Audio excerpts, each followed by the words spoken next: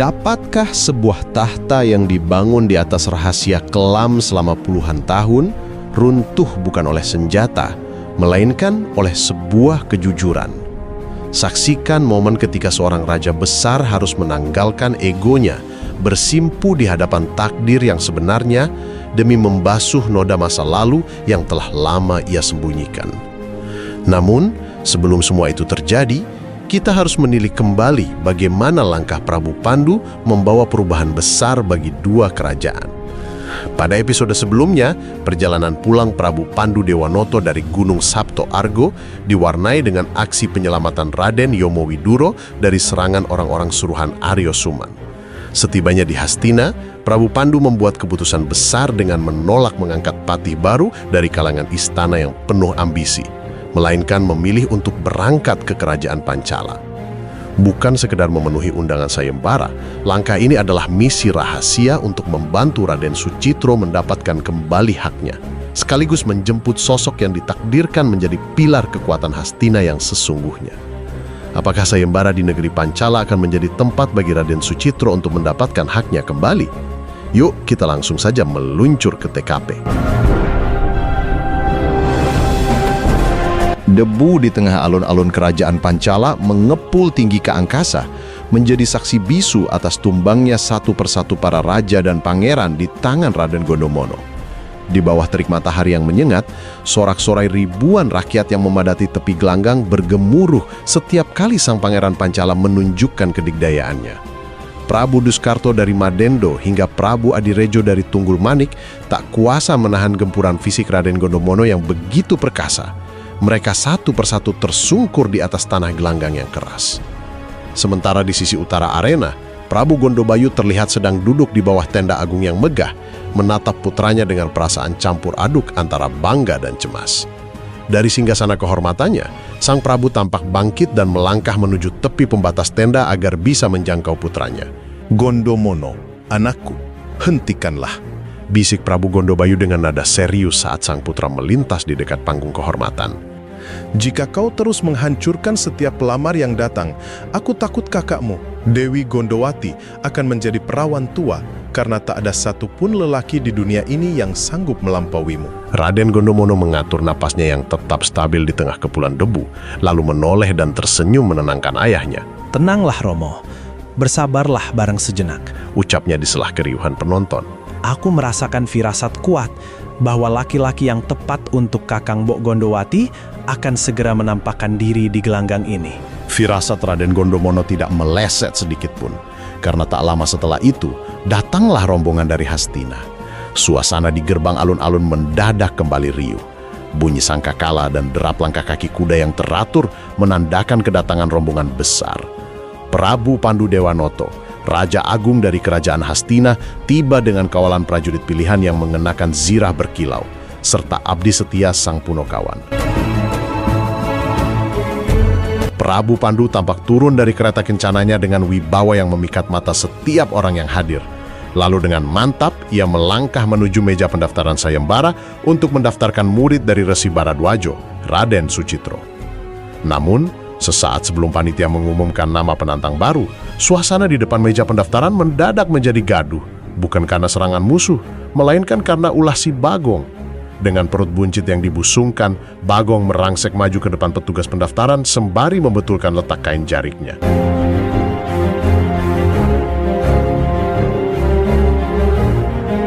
"Tulis namaku, Bagong dari Karangkadempel. Aku mau ikut banting-bantingan dengan Raden Gondomono," serunya dengan suara sember yang melengking, membuat para prajurit penjaga menahan tawa. Garing yang melihat kelakuan Bagong segera menjita kepala adiknya itu. "Eling, Gong, itu sayembara ksatria, bukan lomba makan kerupuk. Badanmu yang mirip tong itu, sekali kena sentil Raden Gondomono bisa menggelinding sampai ke Hastina." "Biarin, Kang. Siapa tahu Dewi Gondowati lebih suka pria yang montok dan menggemaskan seperti aku daripada ksatria yang ototnya keras seperti kayu jati." Balas Bagong tak mau kalah, yang langsung disambut tawa riuh dari rakyat yang menonton di pinggir alun-alun. Petruk ikut menimpali sambil menarik kerah baju Bagong. "Walah, Gong, Itu namanya kamu lagi nyari penyakit. Kamu itu kalau kena pukul Raden Gondomono bukannya pingsan, tapi langsung dijemput Batara Yamodipati. Oe, Kang, kowe ojo ngeremehke aku. Aku iki anake Semar sing sakti mandraguna.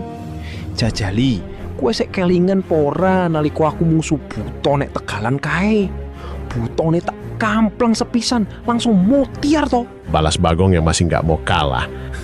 Jelan cah dekleng tenan kowe, Gong.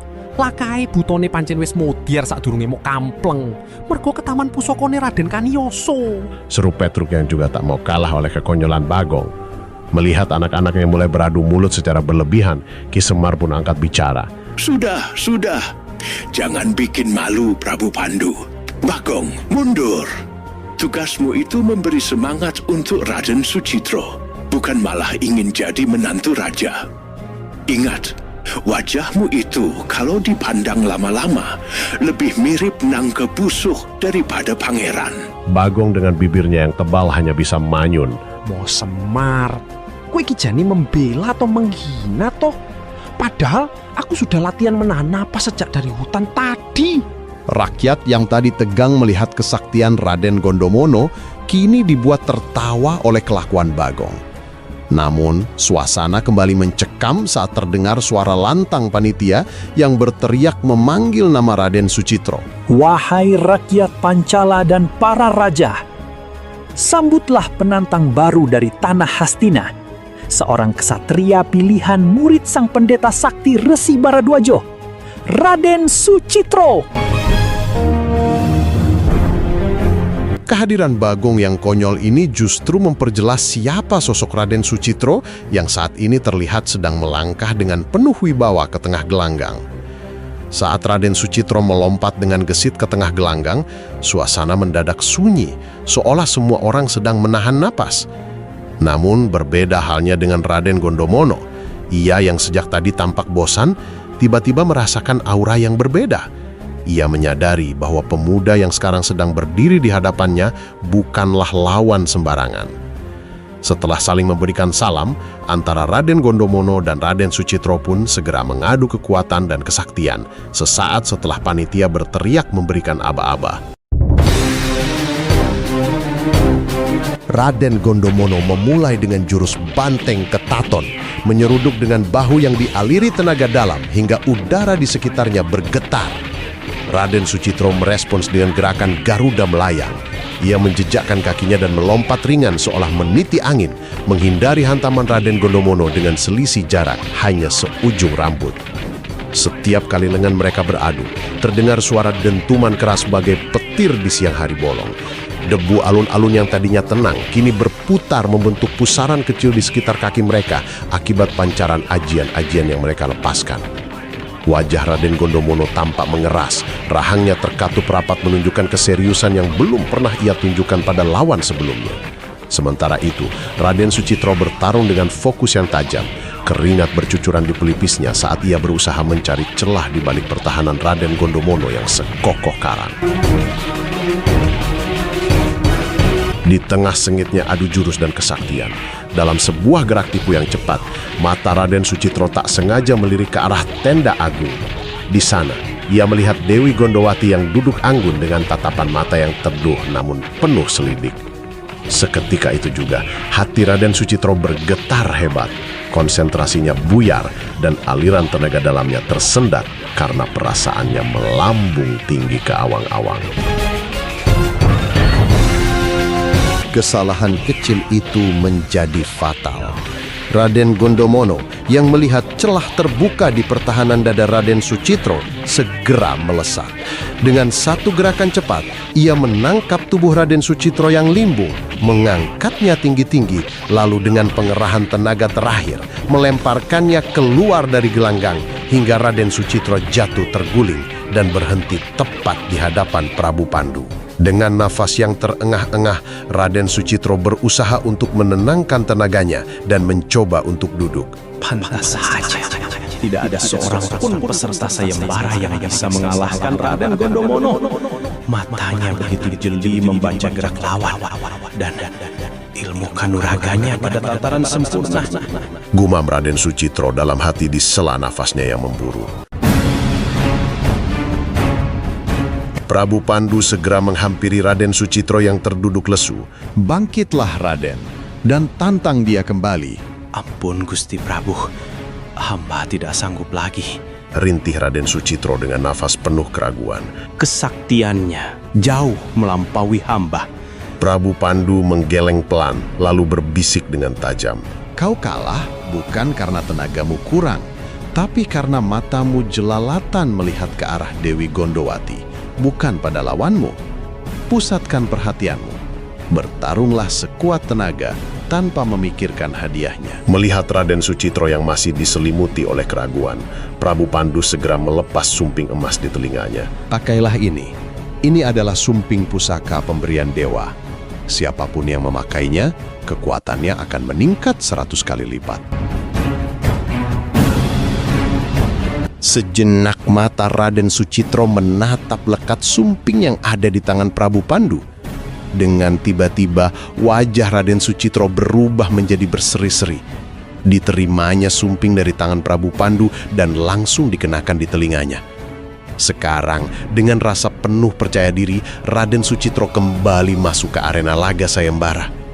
Gemuruh sorak-sorai para penonton kembali membahana, memberikan semangat kepada kedua ksatria yang akan kembali berlaga. Raden Sucitro kini telah berdiri tegak di tengah gelanggang dengan binar mata yang berbeda. Tidak ada lagi keraguan, yang ada hanyalah kemantapan hati sekeras baja. Melihat perubahan aura lawannya, Raden Gondomono tidak menunggu lama.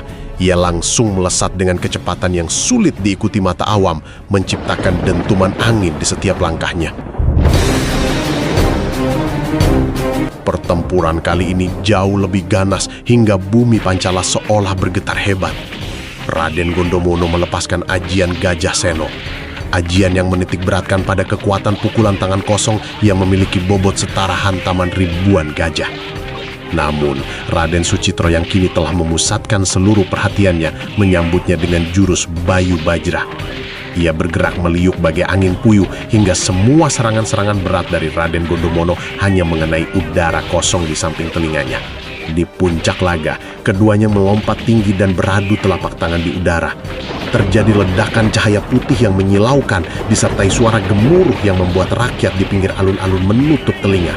Debu yang tadi mengepul kini tersapu bersih oleh gelombang kejut tenaga dalam yang terpancar dari tubuh keduanya, menyisakan area gelanggang yang bersih namun retak-retak.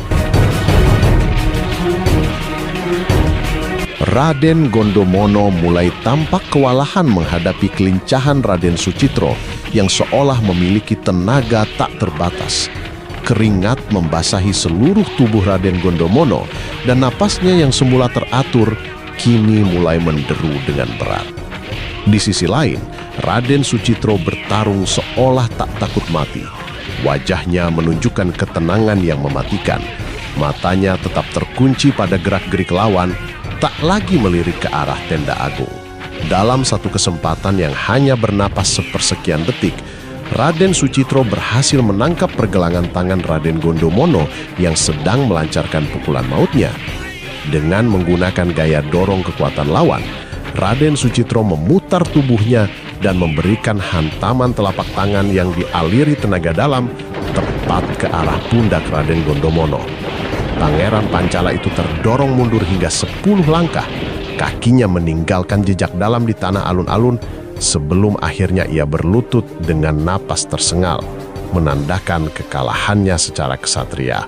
Aku mengaku kalah, ujar Raden Gondomono dengan napas yang sedikit berat sembari menyeka peluh di dahinya. Kau pemenangnya, Raden. Mendengar pengakuan kalah yang muncul dari sifat kesatria sang Pangeran Pancala, Raden Sucitro tidak lantas bersorak dengan jumawa. Ia justru berdiri mematung, menatap kedua telapak tangannya yang masih bergetar hebat. Ada rasa haru sekaligus beban kejujuran yang menghimpit dadanya.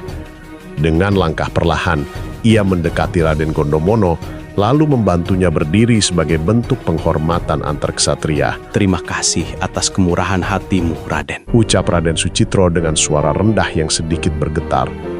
Ia kemudian menoleh ke arah Prabu Pandu, lalu kembali menatap Raden Gondomono dengan tatapan penuh kejujuran. Raden, hatiku tidak akan tenang jika aku tidak berterus terang. Jujur aku katakan bahwa kemenangan ini bukanlah karena kesaktianku semata.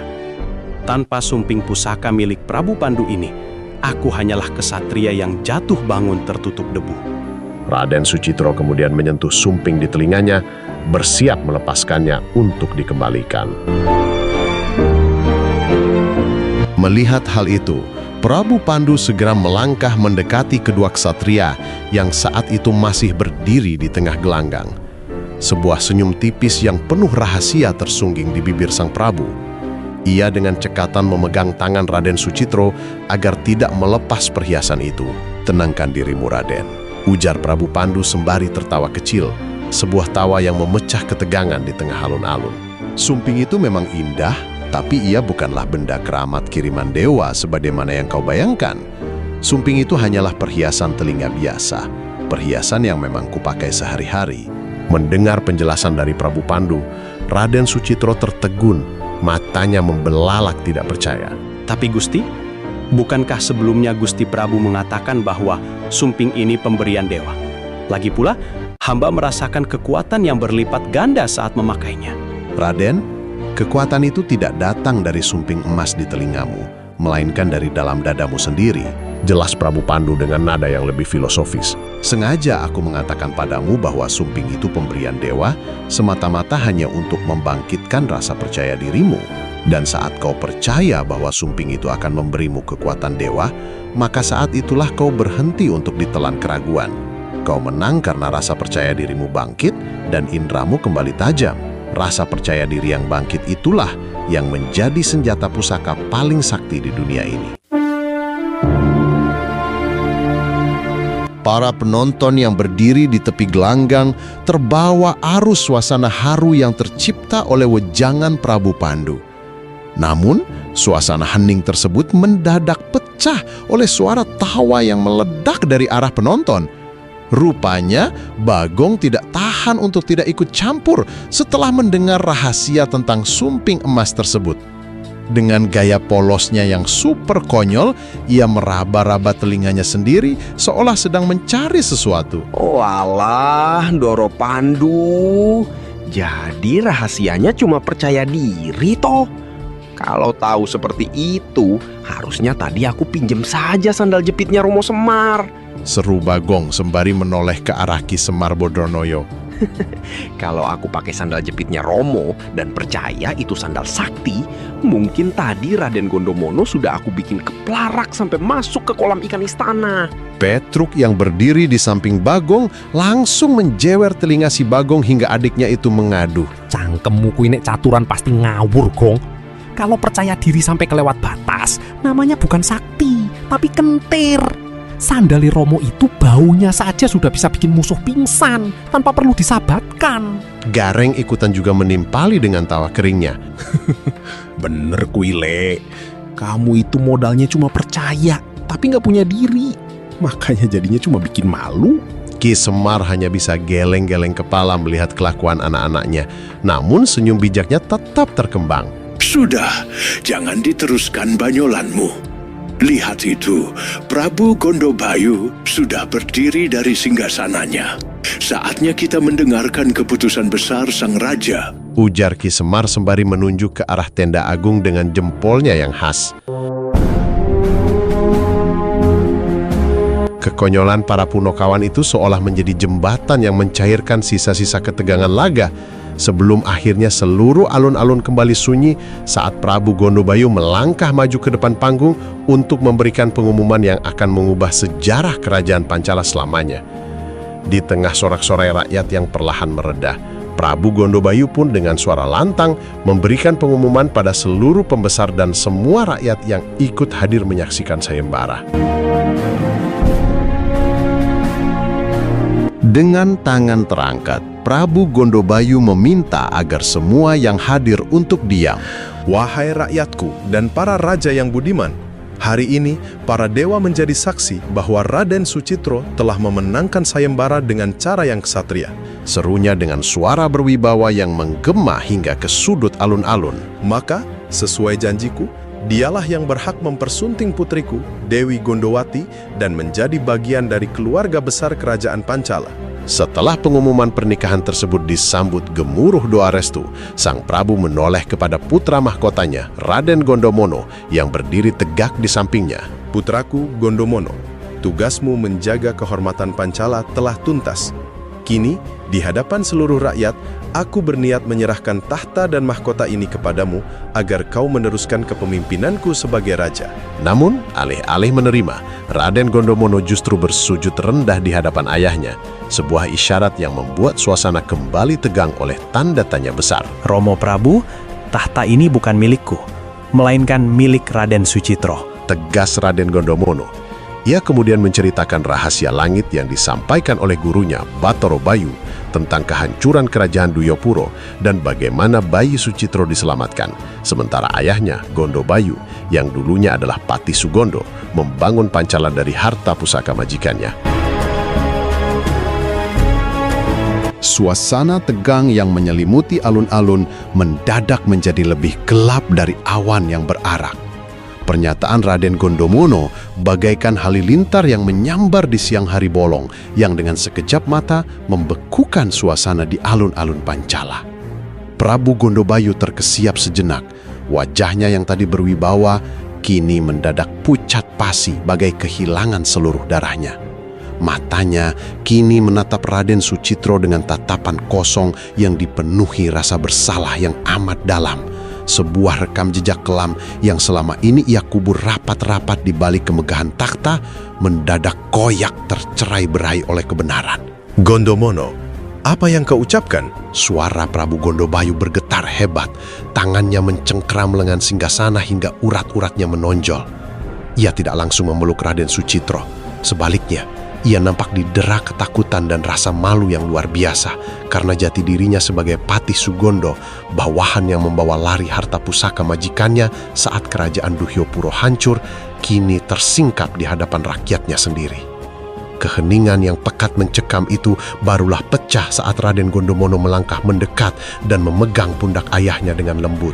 Romo, kebenaran ini bukan untuk menghakimi masa lalu Romo, melainkan untuk menuntaskan garis takdir yang sempat terhenti. Bisik Raden Gondomono dengan nada menyejukkan. Mendengar hal itu, pertahanan batin Prabu Gondobayu runtuh. Air mata perlahan mengalir di pipinya yang keriput. Dengan tubuh yang gemetar, ia bangkit dari singgasananya dan turun dari podium kehormatan, kemudian bersimpuh di hadapan Raden Sucitro. Sebuah pemandangan yang membuat ribuan rakyat menahan napas. Ampuni aku, Raden. Ampuni hamba yang selama ini hanya menjaga apa yang sejatinya adalah milik Raden. Rintihnya dengan suara serak. Suasana alun-alun yang tadinya tegang karena aroma persaingan, kini berubah menjadi samudra keharuan saat Raden Sucitro dengan kebesaran hati seorang raja sejati justru merengkuh bahu Prabu Gondobayu dan memintanya berdiri kembali sebagai seorang ayah. Para bangsawan dan semua rakyat yang menyaksikan adegan itu tak lagi bersorak riuh. Mereka tertunduk dalam diam yang hikmat, terenyuh melihat seorang raja besar berani menanggalkan egonya demi sebuah kebenaran. Raden Sucitro tidak membiarkan Prabu Gondobayu bersimpuh terlalu lama. Dengan gerak yang penuh asih, ia memegang kedua lengan pria tua itu dan membantunya berdiri tegak kembali. Romo Prabu, ucap Raden Sucitro dengan suara yang tenang namun berwibawa. masa lalu adalah jembatan yang membawa kita pada hari ini. Jika Romo tidak menjaga takhta ini dengan bijaksana selama puluhan tahun, mungkin Pancala tidak akan pernah semegah ini. Janganlah bersedih, karena bagi hamba, Romo tetaplah orang tua hamba. Mendengar ucapan itu, Prabu Gondobayu nampak kembali menemukan martabatnya yang sempat luruh. Di atas panggung kehormatan itu, di hadapan para dewa dan seluruh rakyat, Prabu Gondobayu kemudian melepas mahkota kencana Pancala dan menyerahkannya kepada Raden Sucitro. Penyerahan itu bukan lagi sebuah kekalahan, melainkan sebuah amanah suci yang dikembalikan ke tangan yang tepat. Angger Sucitro, dengan berpindahnya mahkota ini ke tanganmu, maka berpindah pula tampuk kepemimpinan Pancala ke pundakmu, ucap Prabu Gondobayu sembali menyematkan mahkota kencana di kepala Raden Sucitro. Hari ini, Namamu bukan lagi Raden Sucitro, melainkan aku memberimu gelar Prabu Drupodo. Sang Prabu terdiam sejenak, menatap rakyatnya dengan pandangan yang dalam. Gelar ini bukan sekedar nama. Drupodo bermakna sosok yang memiliki keteguhan kaki dalam berpijak pada kebenaran. Ia yang sanggup berdiri di atas dua pijakan, kearifan masa lalu dan keberanian masa depan. Jadilah raja yang kakinya tak pernah goyah dari jalan dharma, sebagaimana engkau teguh mempertahankan kehormatanmu di gelanggang tadi. Raden Sucitro menerima mahkota itu dengan kepala tertunduk dalam. Saat logam mulia itu menyentuh kepalanya, ia bukan lagi seorang pengelana atau murid resi. Ia adalah pemimpin sah yang diakui oleh langit dan bumi. Hamba terima amanah ini, Romo. Jawab Raden Sucitro dengan suara mantap. Pancala akan tetap menjadi rumah bagi Romo Gondobayu dan akan selalu menjadi saudara bagi Hastina. Hari itu, suasana persaingan sayembara yang panas menguap digantikan oleh upacara penobatan yang penuh haru. Rakyat pun bersorak seraya mengeluh-elukan nama penguasa baru mereka. Di sudut gelanggang, Prabu Pandu tersenyum bangga melihat bagaimana sebuah kebenaran bisa disampaikan tanpa harus meneteskan darah, melainkan melalui kebesaran hati seorang kesatria. Di saat alun-alun ditelan keheningan meresapi makna gelar Drupodo, tiba-tiba terdengar suara sesenggukan yang sangat keras, seperti suara kerbau yang sedang tersedak. Rupanya Bagong sedang menangis sesenggukan hingga bahunya naik turun. Ia mengeluarkan kain jarik lusuh dari pinggangnya untuk mengelap air mata dan ingusnya secara sembarangan. Walah, Gusti. Kenapa ceritanya jadi sedih begini? Teriak Bagong di sela tangisnya yang membuat semua orang mual. Harusnya tadi aku tidak cuma pinjam sandal Romo Semar, tapi pinjam hatinya juga supaya kuat melihat drama bapak anak ini. Prabu Gondobayu bersimpuh, Raden Sucitro naik menjadi raja. Lalu nasib perutku yang lapar dari tadi pagi bagaimana? Apa tidak ada pengumuman tentang prasmanan gratis untuk rakyat? Petruk yang tadinya ikut terharu langsung merasa malu setengah mati. Ia memukul pundak Bagong dengan keras. Bocah gemblong. Gong, iki momen sejarah, momen sakti. Orang-orang sedang bicara soal dharma dan kebenaran. Kowe malah bicara soal prasmanan. Malu-maluin rombongan Hastina saja. Loh, perut lapar itu juga dharma, Kang. Balas Bagong sambil melirik ke arah panggung. Suaranya makin sengaja dikencangkan agar terdengar sampai ke telinga Prabu Drupodo. Kalau rajanya baru, harusnya nasi tumpengnya juga baru dan lebih besar. Lihat itu, Prabu Drupodo sudah pakai mahkota kencana. Masa membiarkan rakyatnya yang menggemaskan ini cuma makan angin alun-alun? Gareng hanya bisa menepuk jidatnya. Doro Drupodo, maafkan adik hamba. Dia ini kalau hatinya tersentuh, larinya memang selalu ke usus 12 jari. Tingkah Bagong yang mewek sambil menagih makan itu seketika membubarkan suasana sunyi. Rakyat yang tadi matanya berkaca-kaca kini mulai tertawa kecil. Bahkan Prabu Drupodo yang baru saja dinobatkan tak mampu menahan senyum simpul di atas singgasananya. Kegetiran masa lalu Prabu Gondobayu seolah hanyut terbawa gelak tawa rakyat yang menyaksikan kelakuan abdi konyol tersebut. Tanpa banyak kata dan cerita, 1 bulan kemudian, saat hendak pamit pulang ke Hastina, Prabu Pandu mengajukan satu permintaan kepada Raden Gondomono. Raden Gondomono, maukah kau mendampingiku sebagai patih di kerajaan Hastina? Raden Gondomono membungkuk takzim. Hamba telah lama mengagumi kebijaksanaan Prabu Pandu. Hamba bersedia mengabdi sepenuhnya. Meskipun Prabu Drupodo merasa berat kehilangan sosok adik ipar yang hebat, ia merelakannya demi kemajuan Hastina yang lebih besar. Sekembalinya ke Hastina, pengumuman pelantikan Raden Gondomono sebagai patih baru disambut dukungan luas dari Resi Worobismo, Adipati Drestorastro, Raden Yomowiduro, hingga para menteri seperti Resi Krepo dan Aryo Banduwongko. Namun, di sudut ruangan, wajah Aryo Suman memerah padam. Gondomono itu orang Pancala. Mengapa orang asing menjadi patih di Hastina? Protes Aryo Suman berapi-api. Raden Yomowiduro membalas dengan telak. Lalu kau sendiri, Aryo Suman, bukankah kau orang Gandoro Deso? Mengapa kau berani mencalonkan diri menjadi patih patih di sini. Aryo Suman terbungkam, lidahnya keluh tak mampu menjawab. Namun, di balik diamnya, ia menyimpan dendam yang membara. Aku akan menyingkirkanmu, Gondomono. Kursi patih itu harus menjadi milikku. Gumamnya dalam hati. Apakah pelantikan Raden Gondomono sebagai patih akan membawa masa keemasan bagi kerajaan Hastina? Ataukah ambisi gelap Aryo Suman justru akan menjadi awal dari kehancuran tatanan kerajaan dari dalam istana? Saksikan kisah selanjutnya hanya di Wayang Opo Maneh. Terima kasih telah bergabung dan sampai jumpa.